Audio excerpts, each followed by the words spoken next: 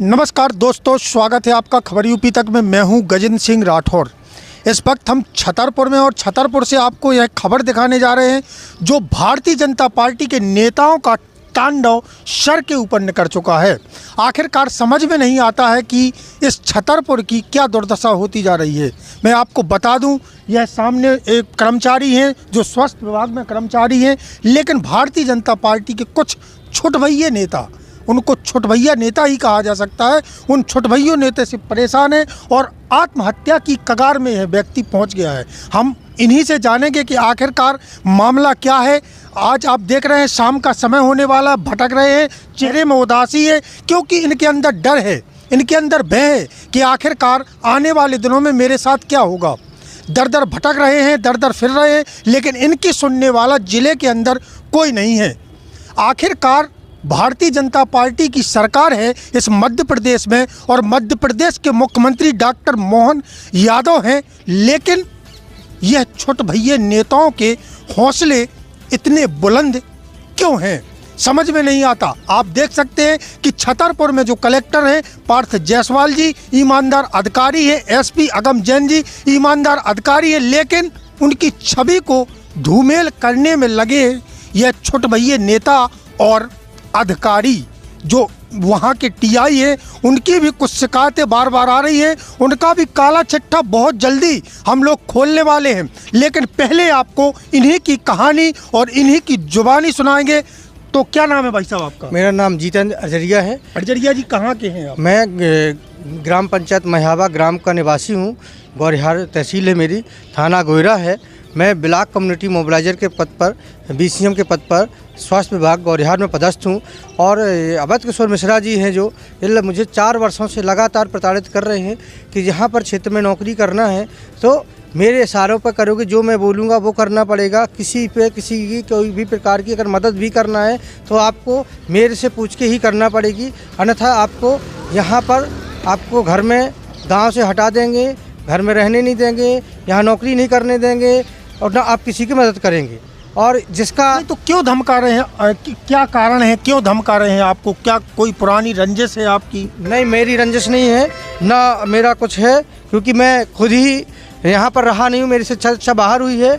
मैं यहाँ आया तो मैं 12 साल से यहाँ पर पदस्थ हूँ और इनकी जब से बहू मेरी पंचायत में पहुंची है रचना मिश्रा, तब से इनका विशेष मेरे ऊपर अंकुश लगाया गया। रचना मिश्रा जो आपकी पंचायत में क्या है? वो सचिव हैं, ग्राम पंचायत में सचिव हैं और जो अनैतिक कार्य हैं जनता के करने को तैयार नहीं हैं। अगर कोई गांव के हम निवासी हैं तो आ जाता है तो उसकी मदद जो स्वास्थ्य विभाग से संबंधित करने का प्रयास करते हैं, मगर ये नहीं करने देते। और जो इनने मेरे साथ बदतमीजी की है, एक जयकरण प्रजापति जी हैं, उनका बालक विकलांग था, उनको विकलांगता पेंशन 2 साल से नहीं मिल रही थी, भटक रहे थे, तो वो रोजगार सहायक के पास गया तो रोजगार सहायक ने भगा दिया और बोले मिश्रा जी से जाकर के मिलो और वही करेंगे जो भी करना। उनकी बहू सचिव हैं।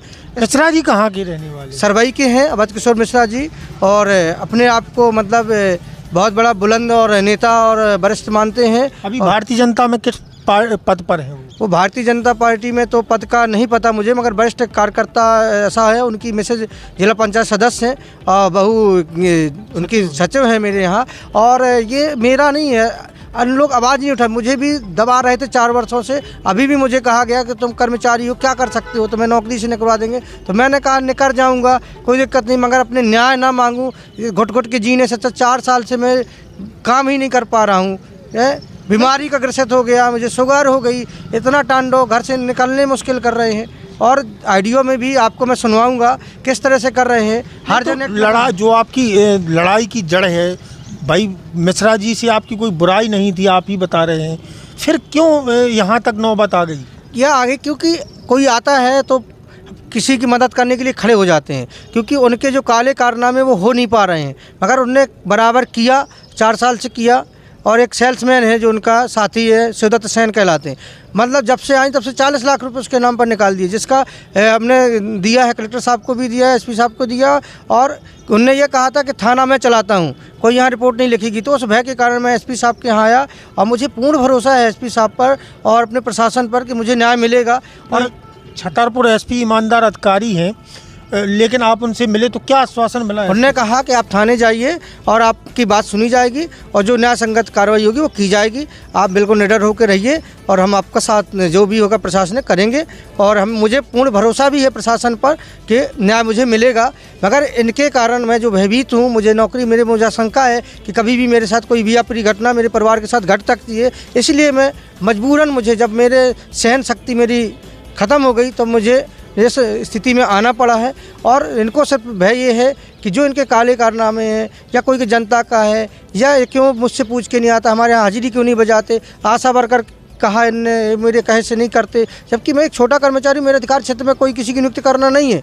मगर उनको क्या है, ज़बरदस्ती का मेरे ऊपर बनाना और लोगों को धमकी देना। अभी जो प्रजापति है उसको बेचारे को जात सूचक शब्दों से कहा और कई उसके यहाँ गुंडे भेजे, मेरे यहाँ भेजे लड़के, कल से लगे हैं, आज भी बोले फ़ोन कर आए बहुत लोगों के कि समझा दो, अभी नहीं रह नहीं पाएगा, गांव छोड़ देगा। तो मैंने तो ये कहा है कि ठीक है, मैं न्याय मांगता हूँ, जब न्याय नहीं मिलेगी, मरना ही है तो मैं खुद ही प्रशासन से मांग करके और उनसे क्या कहते हैं अनुमति लूँगा।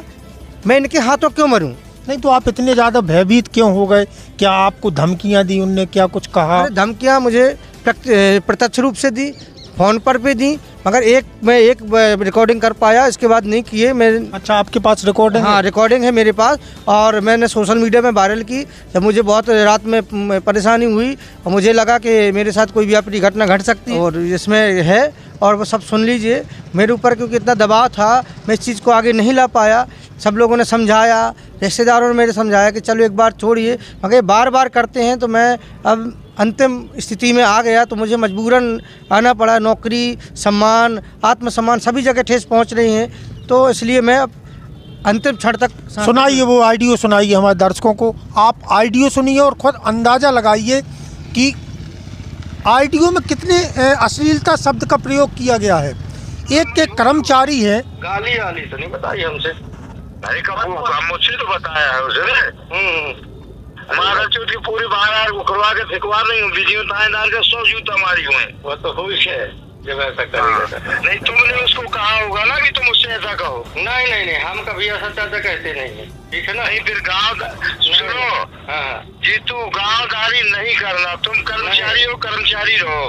हम ना आपसे बात हो रही है। हम गाँवदारी करेंगे ना तो तुमको गाँव से ही पड़ेगा, ध्यान रखना। अरे चाचा, आप ये अच्छी उनकी बातों में पड़ गए। नहीं, जो हमारा रोजगार सहायक है उसको कोई गाली देगा तो हम क्या करेंगे, उसकी पूजा करेंगे? नहीं तो उन्हें मजबूत नाम से बिल्कुल नहीं बताया कि गाली देके गया है हमको, नहीं तो हम तो उसको घर से भगा देते। और तुम्हारे यहाँ जाके वो फिर वो भाषा बोला है? नहीं, हमारे पास लौट के आया है, जाके नहीं आया है। नहीं, कहीं से भी होगा। नहीं, तुमको चुनाव लड़ना हो ना तो इस्तीफा देके चुनाव ही कहीं नहीं लड़ जाते। तो मैं नहीं लड़ने करूँ चुनाव चाचा, ना हमें चुनाव लड़ेंगे। फिर गाँवदारी नहीं करना, ये मैं बता देता हूँ। अरे हमें बिल्कुल आपने कहा था, हम तो कभाऊ ना कभी से का अच्छा काम मैंने तुमको कहा था आशा वर्कर के लिए, तुम 2 पैसे का काम नहीं कर पाए और आदमी को उकसा रहे हो। मैं एक रिपोर्ट करवाऊंगा, सब कुछ खत्म हो जाएगा उसी दिन, ये मैं बता देता हूँ। आप भी अच्छी बात कर तो बता, आप जैसे कुमार माधव चौथ की औकात कैसे हुई कि रोजगार साहब को गाली दे रहा था? नहीं, तो हमने तो मजबूत से बात करी, यही बैठा था। मजबूत में एक भी बार नहीं कहा कि इसने गाली देके हम तो भगा देते घर से। उसको बहुत उल्टा सीधा बोलता रहा वो, हम तो घर से भगा देते। और देरी नहीं चढ़ेगा वो अगर घर आके आया है। भाई, अगर तुम इस प्रकार की राजनीति करोगे ना तो हमें कुम्हार से रिपोर्ट करवा दूंगा, तुम्हारे गांव के कुम्हार से। ये मैं बता देता हूँ। ये बात आप कर रहे हो। हमको इस टाइप का कोई काम करना नहीं पड़े कि हमारा किसी से व्यवहार खराब हो। नहीं जाता, ऐसा नहीं है। ठीक है ना। सुनो, हमारी बहू वहाँ सचिव है, रोजगार सहायक होगा तो वो सचिव ही है। तो आप देख सकते हैं इसमें कहीं ना कहीं हरिजन एक्ट का दबाव भी बनाया जा रहा है इनके ऊपर और इनको धमकियां भी दी जा रही हैं। आखिरकार इस छतरपुर में यह क्या हो रहा है? भारतीय जनता पार्टी की सरकार है तो क्या बेबस कर्मचारी को दबाव बना के उससे काम करवाया जाएगा? जैसे इस ऑडियो में अभी सुनने को मिला है कि आपने एक कौन क्या के लिए बोल रहे थे? आशा कार्यकर्ता के लिए। आशा कार्यकर्ता। तो आशा कार्यकर्ता की जब उसके पास कागज नहीं होंगे तो क्या इनका राज चलता है क्या कि अपने उससे बना देंगे? तो इतना दबाव क्यों बनाया जा रहा है? एक तो मानसिक प्रताड़ना, दूसरी गाली गलौज, तो उसमें सम्मान को भी ठेस पहुंचती है। फिर और क्या हुआ भाई साहब? इसके बाद बराबर हमको कहते रहे कि अगर तुम आवाज़ उठाओगे ना तो तुम्हें यहाँ रहने नहीं देंगे, और उसमें स्पष्ट आइडियो में है कि तुमको बक्सवाहा में ही कराएंगे सब कुछ, और तुम देखते हैं तुम कितने बड़े हो और जितनी तुम्हारी जायदाद उतने कि मैं साल भर में डीजल बांटता हूँ, मेरे सोसाइटी से आता है। बहुत सारी उन्हें व्यक्तिगत रूप से धमकियाँ दी और प्रेशर में रखा। मैं भयभीत, जब भयभीत मेरा अंदर से बोला कि अब कहाँ तक मतलब क्राइम को सहोगे, एक ना एक दिन तो आना ही पड़ेगा। मेरे ऊपर अनर्गल शिकायत कराना, अनर्गल दबाव बनाना, अनर्गल मुझे अभी भी संदेशा है कि मेरे ऊपर अनर्गल कार्रवाई भी करा सकते हैं। अनर्गल मेरे ऊपर एक्ट, हरिजन एक्ट स्पष्ट कह रहे हैं, हरिजन एक्ट लगा सकते हैं कि कोई भी केस लगवा सकते हैं, क्योंकि उन्होंने ये कहा है आगे कि ऑडियो में कि थाना मैं चलाता हूँ, किसी थानेदार की औकात नहीं है कि बिना मेरे से पूछे कर दे। तो आप ये बताइए, जब ये थाना चलाएंगे तो हम न्याय कहाँ मांगेंगे? हैं, प्रशासन को नमस्तक करेंगे। तो आप थाने गए थे क्या? मैं थाने इसी भय के कारण नहीं गया, मगर इसे मैंने अब साहस आगे लाया हूँ, और घर के लोगों ने भी कहा है कि अब ये तो ज़रूरी हो गया, हम तक कब तक घुट घुट के जिएंगे। इनके भय मैंने पन्ना में पूरा परिवार रख दिया कि भैया कोई रात बिरात कोई घटना ना हो। मैं बस गांव में रहता हूँ, मेरी माता रहती थी, माता भी एक्सपायर हो गई है। इसी सोच में इन लोगों मतलब इतना कि अब अति कर दी, बोले अब तुम तो गाँव हटो यहाँ से है। यहाँ पर 27 तारीख को जो मुझे मिले छतरपुर में दोनों लोगों ने, एक लखन गांव में ही पदस्थ हैं क्या आप? मैं गौरिहार में पदस्थ हूँ, गांव मेरा मयाबा है, तो वहाँ से वो कर्मभूमि ही मेरी है, मेरे उसी क्षेत्र में भी आता है, तो आना जाना वहीं से हो जाता है। ठीक है ना, अब गांव है, खेती है, पाती है, जन्मभूमि है, तो जाएंगे आएंगे सब करेंगे। ठीक है ना, तो वो उनको अगर गाँव गए रहे तो उन्होंने कहा कि तत्काल लोग आ जाते पूछते हैं, तो उसका ये कहते किसी से नहीं मतलब रखो, हमारे यहाँ शाम सवेरे हाजिरी बजाओ और हम जो बोलें वो करो। ये भारतीय जनता पार्टी के नेताओं के हाल हैं, जो मैंने पहले भी कहा है कि छोटे भाई नेता, मैं सभी भारतीय जनता पार्टी के नेताओं को नहीं कह रहा हूं, लेकिन इस कर्मचारी को, जो कर्मचारी है स्वास्थ्य विभाग में, उनको इतना प्रताड़ित करके रखा है, इतना प्रताड़ित करके रखा है कि इनने अपना परिवार पन्ना में शिफ्ट किया है। माँ भी सोच सोच के ख़त्म हो गई। और मैं यहाँ के बैठे जिम्मेदार अधिकारियों से कहना चाहूँगा, एसपी अगम जैन से कहना चाहूँगा, कलेक्टर पार्थ जायसवाल से भी कहना चाहूँगा कि आप इस मामला है इसको संज्ञान में लीजिए, नहीं तो यह मामला बहुत बड़ा हो जाएगा और इस मामले में इनकी जान को भी खतरा है, ऐसा इनका भी कहना है। और इनकी वक्तव्य सुन के भी लगता है, क्योंकि इनने अपने जो परिवार है उसको पन्ना शिफ्ट किया है और यह उस गांव में अकेले रहते हैं। और जो मिश्रा है, क्या नाम उनका? अवध किशोर मिश्रा जी। अवध किशोर मिश्रा जी हैं, वो रसूखदार है, कभी भी इनकी जान को खतरा हो सकता है। जब इनको न्याय नहीं मिल जाता है तब तक हम इनके साथ रहेंगे। फिर किसी खबर के साथ आप लोगों के बीच मौजूद रहेंगे और पुनः निवेदन करेंगे छतरपुर में बैठे अधिकारियों से कि इस मामले पर संज्ञान लीजिए, नहीं तो आपके ऊपर भी प्रश्न चिन्ह खड़ा हो जाएगा। नमस्कार।